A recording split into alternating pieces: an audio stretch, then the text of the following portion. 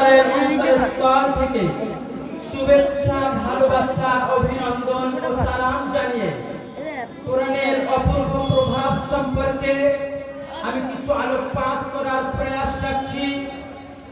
সর্বোত্তম সাহায্যকারী আল্লাহ।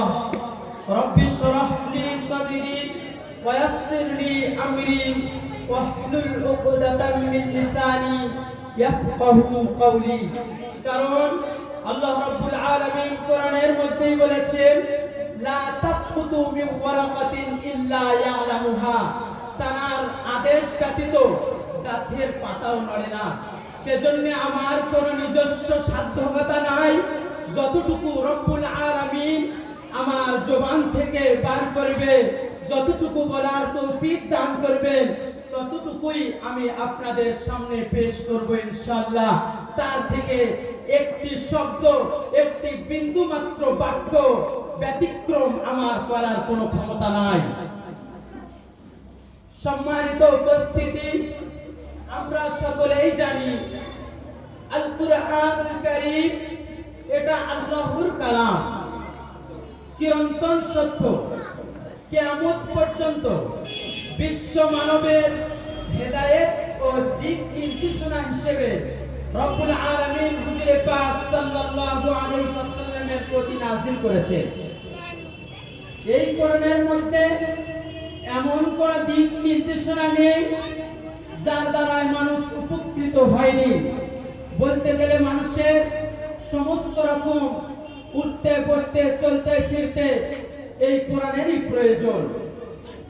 সম্মানিত উপস্থিতি, এই কোরআন অন্ধকার তিমিরে আলোর মিনার, যে আলো মানুষের চিন্তার অস্থিরতা ও কর্মের ভারসাম্যহীনতা থেকে দূর করে দেয়। সম্মানিত উপস্থিতি, কোরআনের ভাষায় আল্লাহ রাব্বুল আলামিন তাই ঘোষণা করে দেন, কিতাবুন আনজালনাহু ইলাইকা লিতুখরিজান নাসা মিনাল যুলুমাতি ইলান নূরি বিইذনি রাব্বিহিম। আমি এমন এক কিতাব তোমার প্রতি নাযিল করেছি, যে কিতাবের দ্বারা তুমি তোমার পালনকর্তার আদেশ অনুসারে ভ্রান্ত পথিকদেরকে সঠিক পথে আলোয় বার করে নিয়ে আসতে পারেন। সম্মানিত উপস্থিতি,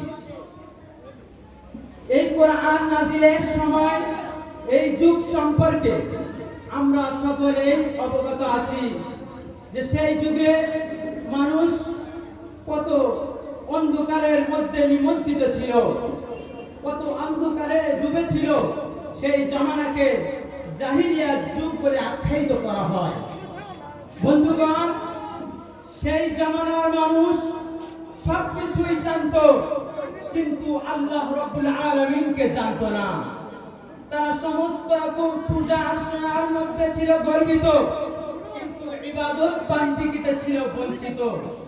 বন্ধুগণ, যার দিকে আমরা ঘুরে জীবন দশায় আমরা আল্লাহ রাব্বুল আলামিনের 5 ওয়াক্ত নামাজ আদায় করি কাবা ঘর, সেই কাবা ঘরের চারিপাশে 360টি মূর্তি রাখা ছিল। তাদের অবস্থা ছিল এই, তিনারা সেই কাবা তওয়াফ করত, কিন্তু কিভাবে তওয়াফ করতে হয় জানতো না। উলঙ্গ অবস্থায় কাবাকে তওয়াফ করত। তারা ভাবতো কাবা ঘর পবিত্র, আর দুনিয়ার কোনো পোশাক গায়ে থাকলে চলবে না।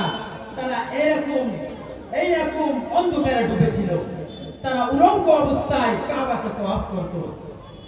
সম্মানিত উপস্থিতি, আমি একটাই আপনাদেরকে জানাতে চাই যে সেই সময় আল্লাহ রাব্বুল আলামিন হেদায়েতের চূড়া থেকে হুজুর পাক সাল্লাল্লাহু আলাইহি ওয়াসাল্লামকে উদিত করলেন হেদায়েতের সূর্য রূপে। সেই জামানার মানুষ, এই জামানার মানুষের কাছে বা পৃথিবীর যত মানুষ আছে সকলের কাছে সবথেকে প্রিয় জিনিস হলো তার সন্তান, আর তাদের অবস্থা ছিল তার উল্টো। তিনারা নিজের সন্তানগুলোদেরকে যদি নারী সন্তান ভূমিষ্ঠ হতো, সেই নারী সন্তানকে নিজের পিতার জীবন দাফন করে দিত, আর ধরন পোষণের ভয়েও ছেলে সন্তানকেও মেরে ফেলত। তাই আল্লাহ রাব্বুল আলামিন কোরআনের মধ্যে তাদেরকে বলে দিয়েছেন এবং আমাদেরকে বলে দিয়েছেন যে তোমরা দারিদ্র্যের ভয়ে নিজের সন্তান দিগদেরকে হত্যা করো না, তোমাদেরকে এবং তাদেরকে আমি রুজি প্রদান করি, অতএব তোমরা সন্তান দিগদেরকে রুজির অভাবে খাদ্যের ভয়ে হত্যা করো না। সম্মানিত উপস্থিতি, হেজাজের চূড়া থেকে রব্বুল আলামিন যে হুজুরে পাক সাল্লাল্লাহু আলাইহি ওয়াসাল্লামকে দুনিয়াতে পাঠিয়ে দিলেন, আর সেই হেজাজ ভূমি আলোকিত হলো।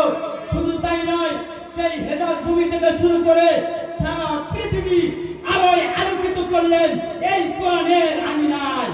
এই কোরআনের বাইরে কিছুই নাই। এই কোরআনের আঙিনায় যিনি আসবেন তিনি সঠিক পথ পাবেন। হুজুরে পাক সাল্লাল্লাহু আলাইহি ওয়াসাল্লামের আদর্শ অনুপমের জন্য জিজ্ঞাসা করা হলো মা আয়েশা রাদিয়াল্লাহু তাআলা আনহাকে। তিনি বললেন তার আদর্শ, তার চরিত্র হলো আল কোরআন। হুজুরে পাক সাল্লাল্লাহু আলাইহি ওয়াসাল্লাম আমাদের সামনে এই কোরআনকে পরিবেশন করলেন। সর্বপ্রথম হুজুরে পাক সাল্লাল্লাহু আলাইহি ওয়াসাল্লামের প্রতি যে আয়াতটা নাযিল হয়েছিল তার মধ্যে কি ফর্মুলা ছিল? সে ফর্মুলার প্রথম আয়াত হলো ইকরা বিসমি রাব্বিকাল্লাযী খলাক খলাকাল ইনসানা মিন আলাক ইকরা ওয়া রাব্বুকাল আকরাম আল্লাযী আল্লামা বিল কলম আল্লামাল ইনসানা মা লাম ইয়ালাম। এর সারমর্ম হলো সর্বপ্রথমে শিক্ষা অর্জন করার কথা বলা হয়েছে, কিন্তু আমাদেরকে জানা উচিত যে কোন শিক্ষা অর্জন করার জন্য আদেশ করেছে, দুনিয়াবী শিক্ষা না দ্বীনি শিক্ষা? দুনিয়াবী শিক্ষার জন্য রব্বুল আলামিন আম্বিয়া আলাইহিস সালামদেরকে পাঠায়নি।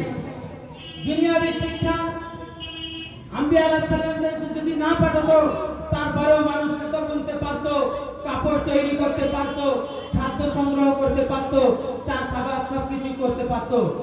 কিন্তু আম্বিয়া আলাইহিস সালামদেরকে আল্লাহ রাব্বুল আলামিন কেন দুনিয়াতে পাঠিয়েছেন? তাদেরকে পাঠানোর উদ্দেশ্য ভ্রান্ত পথের দিশারির জন্য, তাদের অন্তরের মধ্যে থেকে তাদের রূপকে পরিষ্কার পরিচ্ছন্ন করার জন্য, আল্লাহর জাতকে চেনানোর জন্য, আল্লাহর সত্তাকে বোঝানোর জন্য তেনারা দুনিয়ার বুকে এসেছিলেন আর দুনিয়ার বুকে এই ইসলামকে প্রসারিত করেছিলেন। হুজুরে পাক সাল্লাল্লাহু আলাইহি ওয়াসাল্লামের সাহাবায়ে কেরাম রাদিয়াল্লাহু তাআলা আনহুমরা আজমাইন হুজুররা তিনারাও এই দিনের জন্য অনেক মুজাহিদা কষ্ট করেছিলেন। একটি সাহাবা তার নাম হলো মুআজ রাদিয়াল্লাহু তাআলা আনহু। তিনি ইসলাম গ্রহণ করার পর বড় মুফতি সাহেব নামে খ্যাতি হয়েছিল। তো তিনি তার একটা স্ত্রীকে নিয়ে ভ্রমণ করলেন একটি দেশে এই দিনের স্বার্থে। সেখানে গিয়ে একটি স্ত্রী আল্লাহর নামে সাড়া দিলেন, কিন্তু তারপরে আরো একটি স্ত্রী ছিল, তাকে নিয়ে ভিন দেশে অন্য দেশে পাড়ি দিলেন। সে দেশেও দিনের জন্য খাদিম রূপে গিয়েছিলেন, সেখানেও তার স্ত্রীকে দাফন করে দিয়েছিলেন। তারপরে নিজেও একটি দেশে আবার পুনরায় দিনের দাওয়াত নিয়ে গিয়েছিলেন, সেখানেও তিনি আল্লাহর ডাকে সাড়া দিয়েছিলেন। অতএব তিনি দিনের কাজের জন্য তার জীবনকে উৎসর্গ করে দিলেন। এমন ভাবে সাহাবায়ে কেরাম রাদিয়াল্লাহু তাআলা আজমাইনরা দিনের জন্য মুজাহিদা করে এই দিনকে আমাদের কাছে পৌঁছেছে। আর এই কোরআনকে আমাদের সুস্থভাবে শিখতে হবে। আমি এই পর্যন্ত বলে আমার বক্তব্য ইতি করলাম। The Quran is complete course of life. ওয়া আলাইকা ইল্লাল বালাগ।